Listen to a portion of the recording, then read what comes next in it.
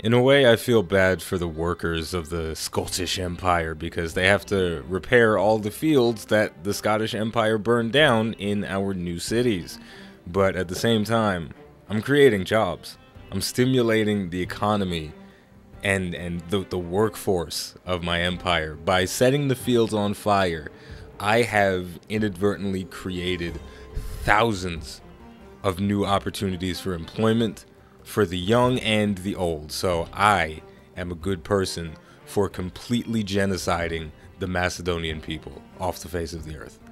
So thumbs up for me. But on a different and slightly less grim note, we are back.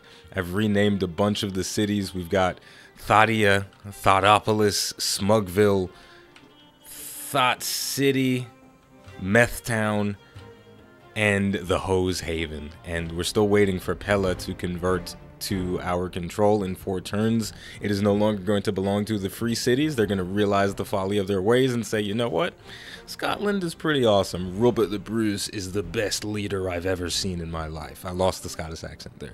But yeah, we got a lot of work to do, and I'm super excited to start doing it. So the first thing that's a bit interesting about what we have right now is we have access to the golf course finally. And I'm starting to feel like I want to change up my plans a little bit because of it. Now the golf course, let me open up the Civilopedia and talk about it, because I said we were going to talk about it like 50,000 episodes ago, and it's taken us this long to finally be able to make them because of the marathon speed. So you get 1 amenity and 2 gold for a golf course. That's the standard. If you have it adjacent to a city center, you get +1 culture, and an additional +1 culture if it's next to an entertainment complex. So that is pretty powerful if you can max out all of the benefits for it. It makes a super amenity hub, essentially. So most of my cities, I have not planned for this at all. I've got farms in places that would make really good golf courses. Like right here, that would be a good golf course. There's a farm there. People got to eat. And the farm is providing housing as well. So it'd be probably not the best idea for me to start burning farms so that people can play golf, at least for right now. I'm probably going to do that at some point, just not right now. So what I'm going to try to do is get as many new golf courses as possible without destroying any of my current land. So this commercial hub, that's not a thing anymore. That is going to be our first golf course. And I'm not going to use this builder because he's on a course to go repair the farms that we burned down. So I will will I purchase a builder with gold?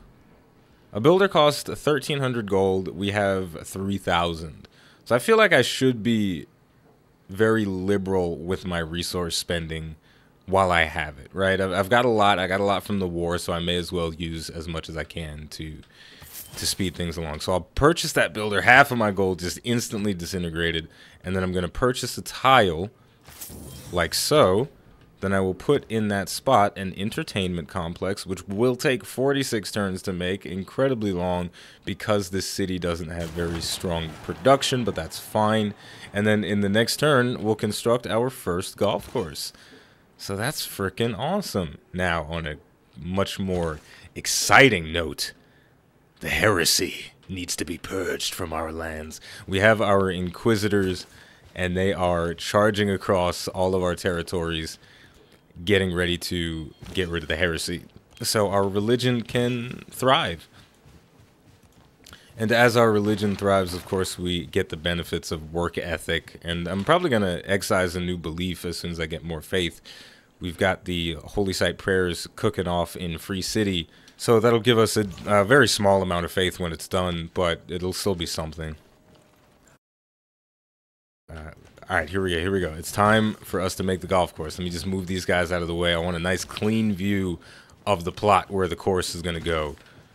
All right, there we go. All the apostles and inquisitors moving across the land. The builder has moved into position, and 3, 2, 1. Golf course. Truly, this golf course represents our civilization's spirit and defines the landscape of our empire. Now, somehow, even though we're in the Renaissance era, we got golf carts. So we just somehow ported this technology in from the future and made it work with the golf course, which looks beautiful, by the way. As soon as the builder moves off of it, we'll get a better look of it. But that's really nice. We're gonna have a very beautiful empire by the time we're done, and that's exciting. You know, it's kind of weird about being in peace times. I feel like I've kind of won the game at this point by successfully beating Macedon. I know there's still a lot of stuff to do, like steal builders from the free city, but I feel like I've accomplished this major milestone that I almost didn't even think I was gonna actually accomplish it. It's very strange right now for me, because you know, you ever been in a relationship with someone and that relationship was built on something, and then you take that something away and the relationship feels weird? That's how I feel right now, because Macedon is gone.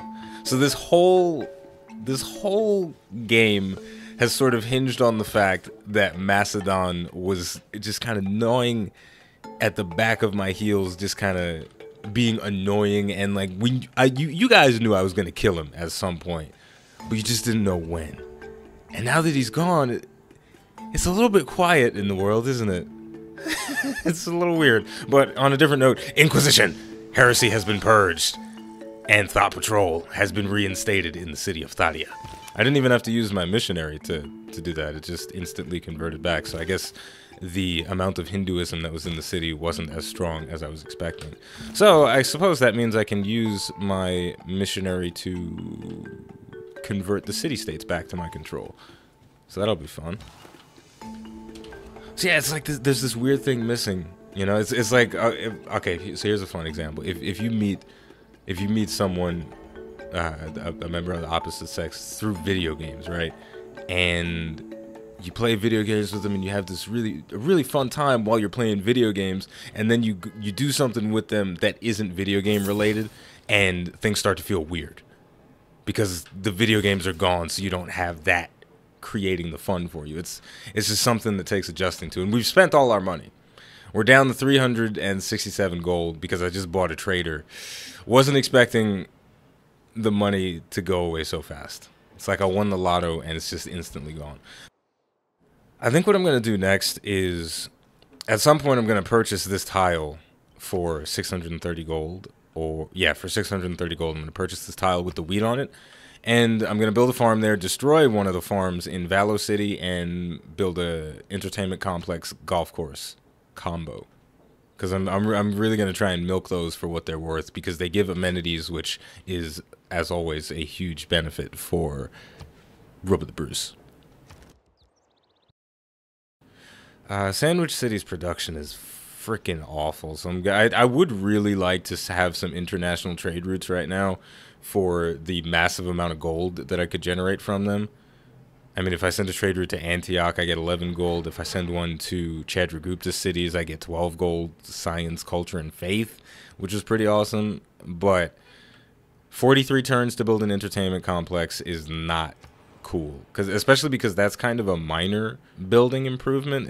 It's not super strong, right? It's just kind of a, I mean, you know, luxuries are fine, but I would much rather spend 43 turns building a science-related building or a culture-related building, something to that effect. So we've got to try and speed that production time up as much as possible. And let the heresy be purged, all these fools messing around worshiping Hinduism when there's booty to be looked at. Boom! Thought Patrol has been reinstated in Thoughtopolis. And this Inquisitor is going to head to Smugville and reinstate Thought Patrol as well. You know, the religious game in Civ is very fun, and Japan has not repaired his harbor district. It's been like 5,000 turns, and this thing is still broken. So I guess he's never going to fix it. Let's declare peace.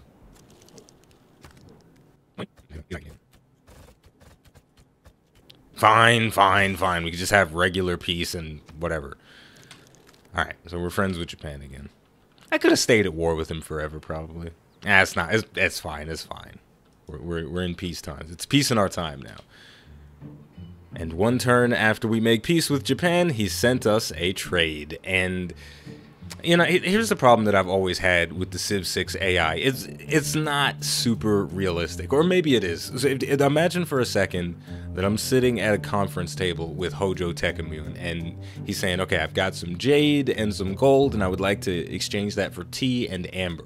And I think that's a pretty decent deal. My empire could use a little more jade in their lives. All right, you got yourself a deal. And I shake his hand, and after we shake hands, he's like, oh, by the way, you remember when I tried to steal technology from you about 5 weeks ago? Can I have my spy back? Bitch, no. I refuse the deal. I'm never gonna be his friend because he spied on me. And whammo whammo, we got a free city. Keep it. The citizens of Pella feel an affinity with us and willingly enter our civilization. This is freaking awesome. Look how beautiful and large and sprawling our empire is. This is fantastic. And the best part, the absolute best part, is that we got 2 builders for free from this city. I'm gonna call this... Yeah. Okay, I know exactly what I'm going to do with the city. I've been excited to have this city for a long time, actually. I will change the name as soon as I take a moment to check the spelling of the name that I'm going to change it to. Yeah, the city's freaking amazing. Alright, so the first thing we're going to do is improve the mines and cut down some trees and whatnot. And we're going to plop down an industrial zone right here. Boom. So that's going to get a decent benefit. It's going to have 3 mines next to it, so that's a decent adjacency bonus. I still don't know what wonder that is. I feel like it's an early one. I think it is the... Yeah, it's the Appanda. So it gave 2 envoys when you build a wonder, including Appanda in the city. So I'm actually not getting any benefits from it besides the great work slots that it hold, but I'm probably never going to get any great works because I have no theater square districts, and I'm probably not going to build very many. I might build 1 just to have it, but that's not really a major thing. And we got some repairs to do in here, so that's going to take a considerable amount of time. I'll do the commercial hub first for the gold, and then we'll do the religious stuff afterwards. So we're going to get those mines up and running, clear out some of the trees and whatnot. That should expedite the repairs, which will be nice. Some of these trees are actually pretty decent, and I could put lumber mills on top of them. But there are some resources that I would like to just shave off completely. Like the stone. Yeah, we could shave off the stone because that's on flat land. There's always the debate of, is it better to shave off the resources and get that huge benefit now or get it later, which I believe I've talked about at some point or another. But for this particular city, for Pella, I think getting that instant benefit is going to be nice. Because, right, if we go over to Stolen City, then you see we had 3 trees that we could have chopped down, which would have instant built any one of the districts that we were making here. But then the city would have had a cripplingly low amount of production overall. And its production is still kind of crappy, but it's better than what it would have been. And it just looks really pretty having these 3 lumber mills like that. But this place over here, there's not going to be anything aesthetic going on if we just put lumber mills in these random spots. So we have a lot of different things to consider when, you know, improving the different lands and whatnot. I do, however, think we have another spot that would be ideal for a golf course, because if we put a entertainment complex right there, then we'll get the double benefit. So we got a snow golf course coming on. Boom. I guess you know what? Because there's no snow in the field. Heated grass. The grass in the golf course is heated. That's how advanced my empire is becoming. All right. What are we doing? Where are we? And if you should see a fine-looking honey sitting at the bar all by herself, it would be a disservice not to walk up to her and say something. Boom. We have eliminated Hinduism from Stockholm. 1 more chant from our guys, and we will have it back under our control.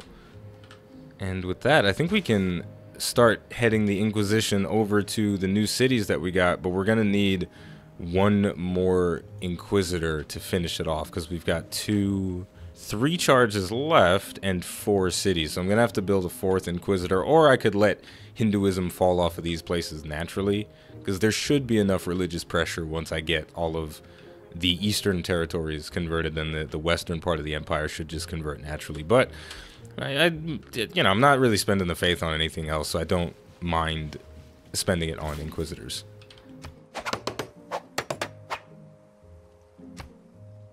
Hey, has anybody forgotten that Havana is a thing with popped capulation at 3 out of 3? That's a bit unfortunate. I should have spent some of my gold on a granary.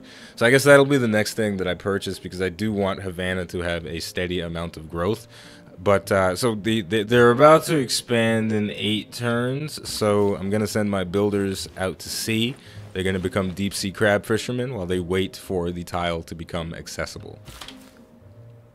And this guy, I don't know exactly what I want him to do. I suppose I could send the builder I have selected on a bit of an adventure. Coast of the Thought has been mostly unimproved since its inception, and its population is growing steadily, so I should probably try and improve those tiles so that the housing never becomes an issue for them. There's so much busy work that has to be done in our empire. It's only been like 4 turns since the start of this video, or maybe 5, and it's been a very long time. And it's all because there's so much busy work to do in a sprawling empire like what we have now. The Thought City is in a bit of a struggle, though, because they don't have a lot of food because they're in the Arctic or the tundra. So it's going to be a kind of a pain in the ass to get them to grow. But they do have this massive production tile right here from this mega mine. So that's nice. We're going to have to try and do something to rectify this, though, and I don't really think there's much we can do. We do have some crabs that we can improve right here, so I guess I'll go and improve those. But that won't help all too much. This city is going to be struggling until we get our population to 2 out of 3. Jesus. And would you look at what we have here? I think we've got a conjugal visit from the Queen of Korea. She's coming to visit Robert the Bruce to indulge in the golf course action. I have no idea what I'm talking about. But I think what we're going to do now is take a little bit of a break. We just finished a builder in Stolen City, and we've got to do some stuff with him. Though I'm not entirely sure what I should do. Maybe build some farms or other things. I mean, we got plenty of tiles to repair, so that's definitely on the list of things to do. But my goodness, this is pretty exciting. I'm definitely overwhelmed by the dramatic increase in size that my empire has undergone. I have gotten used to and comfortable with managing 5 very productive cities and 2 very work-in-progress cities in the form of Coast of the Thought and Havana, which in how many more turns? Why did the tile that was about to grow on the crabs shift over to the cattle as soon as I moved the builder over to the crabs? This game is batshit insane. I promise you that. So yeah, I'm definitely a little taken aback by the amount of stuff that I have to do right now, but it's pretty awesome that we have a lot of work to do, and I'm excited for that. I mean, just scrolling over to Thoughtopolis, we got double fish and crab to improve, and oh man, there's so much to do. So we're gonna take a little break, and when we come back, we will continue improving our empire and enjoying the peace that we have in our time. So as always, the name of the game is Civilization VI. The name of the channel is iBluairJgR Gaming for Comedy. If you enjoyed this video, don't forget to like, comment, subscribe. Let me know how you feel about getting conjugal visits from a special someone. Thank you for watching, and I'll see you next time.